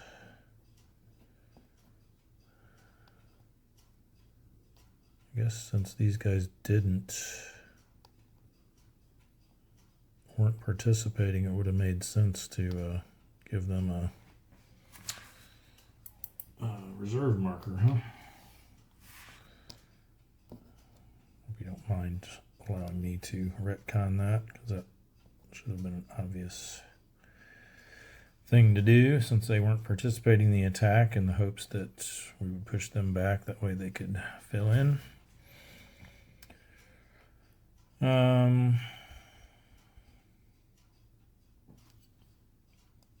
Okay, on to the U.S. attacks. We've got potentially 4 combats we want to make. They're all initial odds of, this is actually initial odds of 2-to-1, because we have tank shift,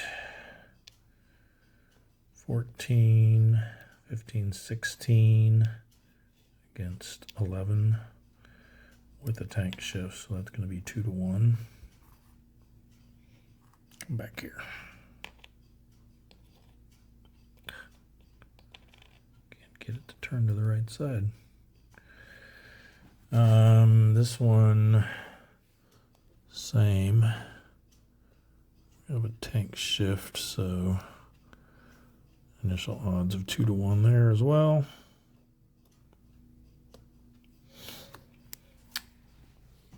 And I believe same for here.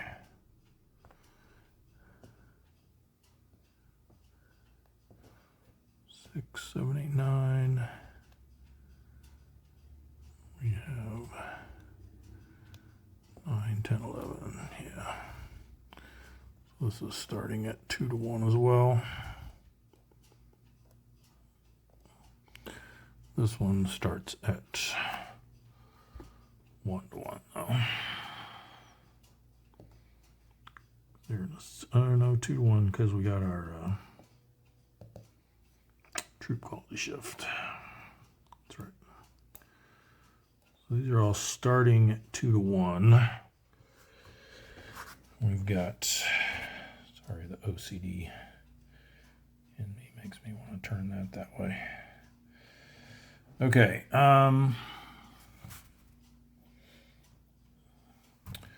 We have 5 shifts available. I guess what do we see as the crucial combats?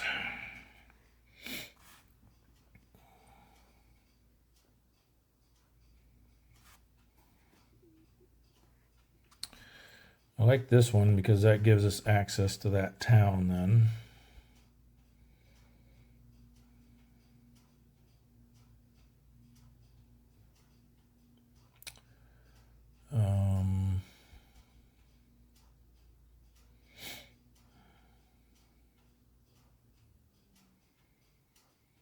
So basically we have enough to give everybody 1 shift and then somebody 2 shifts.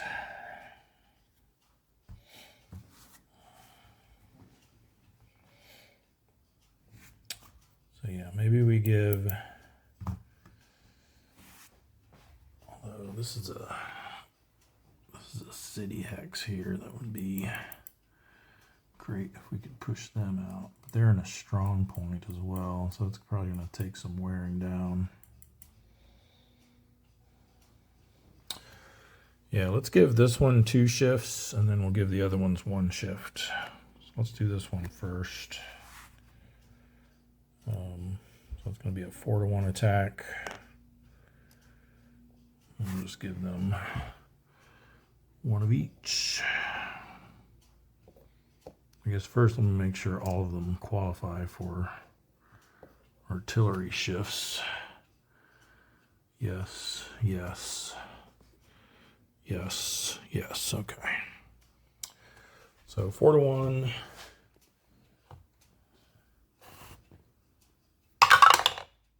3 is a DR. I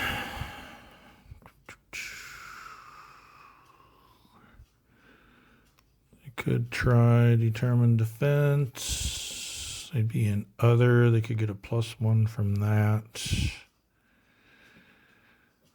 But is it worth it to risk losing some strength?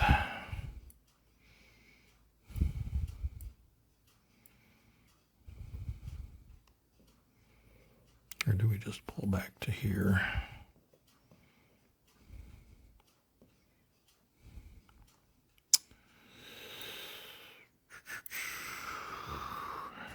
Yeah, I think we do that. We'll retreat to there and become disrupted. And if we advance into the occupied hex, we can then move Zoc to Zoc. And we can advance to there and take that town.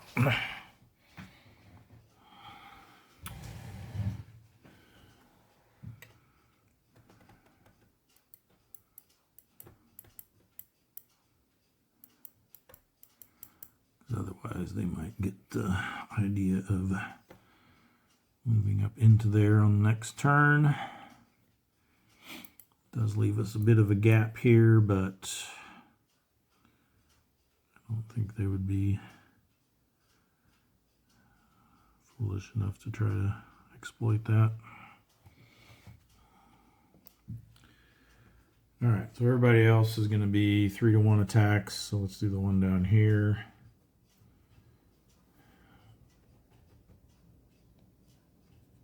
We'll give them an air shift.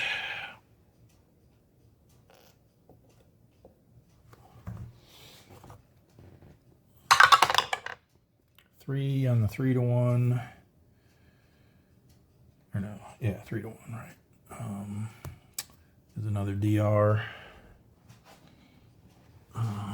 Again, I think we preserve our strength, and we kind of want to go back this way anyway, so let's just go to there. And I don't think we advance there.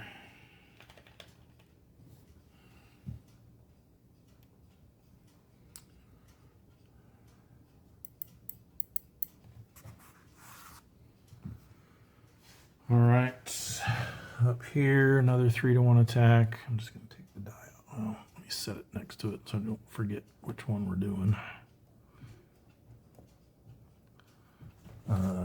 We'll use a artillery shift for this one. Let's get a big number. Another 3, so that's a DR again.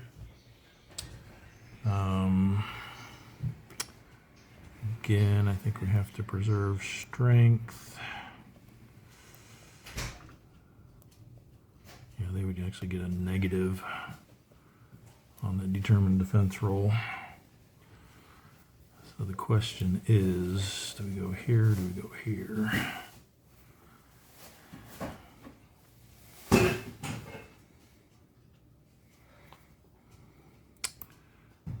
think we go here.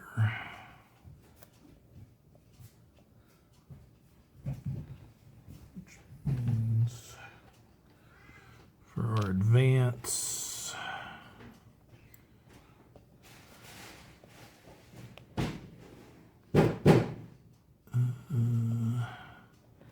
these guys are coming off, so I think if we go to there, it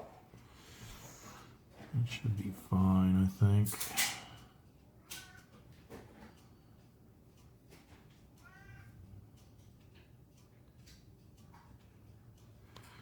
These guys will probably just pull back into there then to reform the line next turn.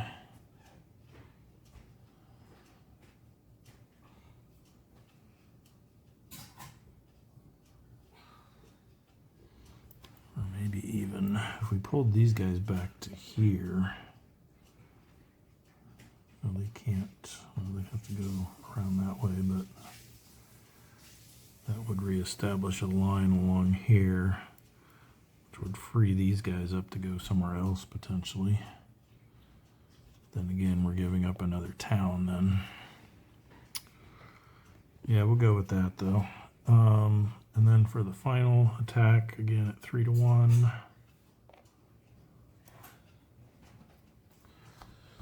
If we get something better than a DR. Nope. An exchange. Oh boy.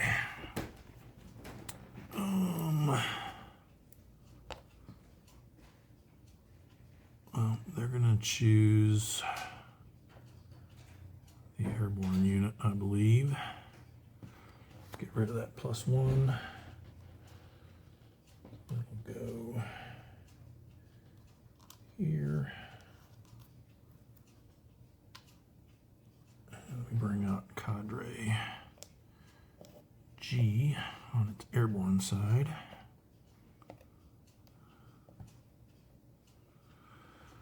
And then we will pick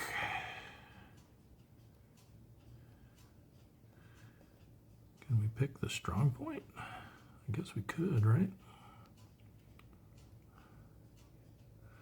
I don't see why not. Seems like the logical choice.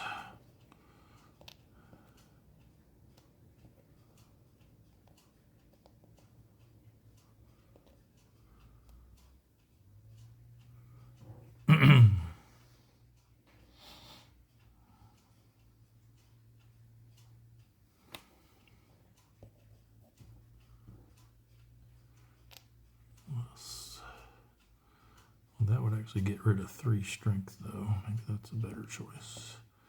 Because actually, since they're in a city hex, the strong point isn't really doing a whole lot for them. Let's get rid of this 3 strength unit.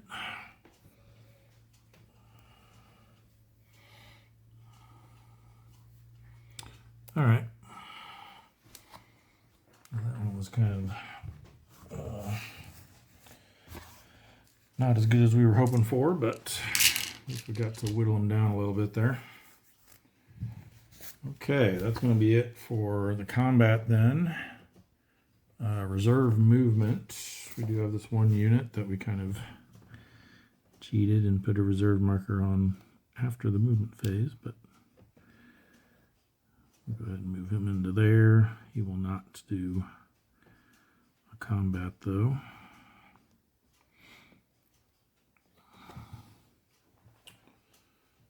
And then that takes us to the supply phase, or the recovery phase first, actually. So all these disrupted and replacement markers come off.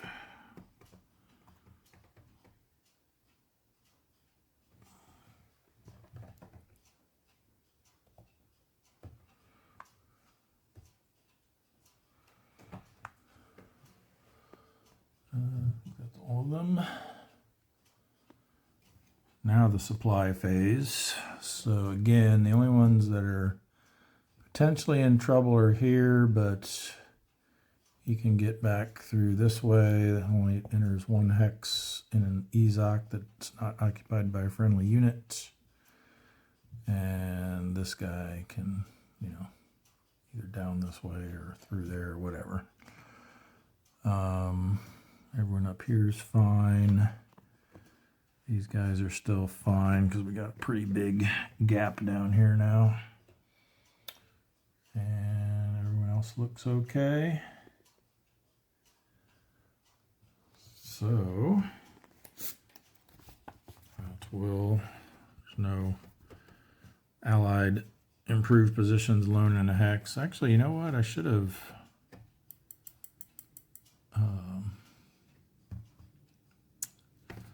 So it says on there how many IPs the German player can build. How many can the allied player build? Because I could probably put one up here where that hex got pretty weak from all those units pulling out of. What was it, this one?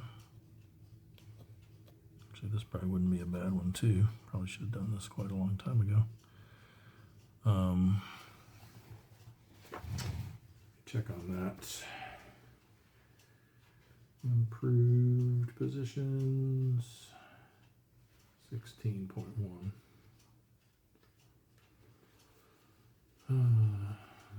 IPs. The allied player may build 1 US and 1 CW IP per non-storm turn. So, why don't we? There's no reason not to, right? I should have been doing this a lot sooner in some of these static positions. Might as well have these guys start digging in there. And we might as well have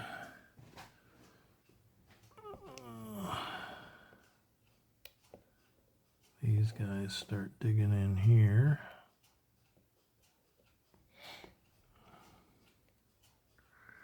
I mean, we're going to be able to reinforce that spot this turn, so it's probably not that big of a deal, but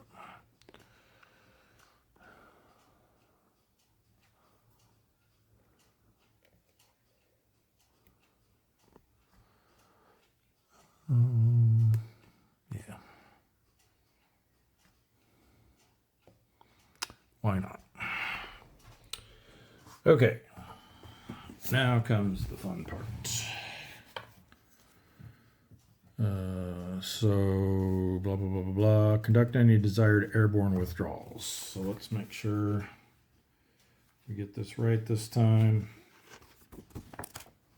Airborne division withdrawal. If all on-map units of an airborne division are currently in supply and not adjacent to an enemy unit, they may be withdrawn back to England. All surviving units of that division must be withdrawn together. Once withdrawn, they may never return to play, and if an airborne unit in that division is at cadre level, the cadre unit is returned to the cadre display, and the unit in its holding box is withdrawn. Withdrawn cadres do not count against the number of cadres for automatic victory. Eliminated airborne units are not withdrawn and therefore count for automatic victory. Well, we don't have any that have been eliminated. The British do, unfortunately, but got that one glider unit that was eliminated. Yeah, actually, we may want to think about withdrawing the British airborne as well.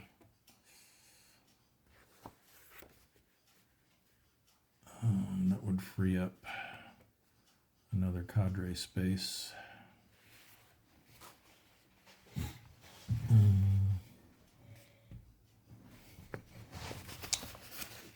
Let's see, that would be, I mean, we can't do it this turn, obviously, but that would be this unit, this unit. Is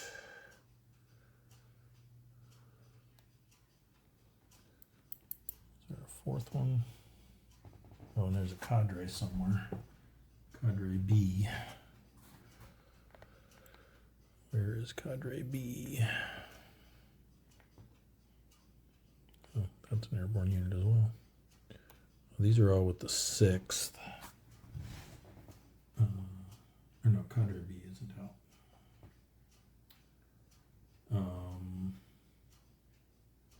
Yeah, that's all they have is the 6th. So yeah, actually they don't have any that are at Cadre. I was looking at this and thinking that was, but that's an unused Cadre there. So they actually only have 3 right now in the Cadre display. And this one would still count against it anyway, since it's been eliminated. So yeah, I think the British Airborne's fine. But we are going to withdraw the 101st. So that was this guy, these 2, and this one.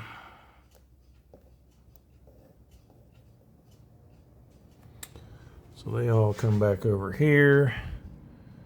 These units come off, no longer count against us, and these Cadre units are now available again. We won't need them on their airborne side, obviously.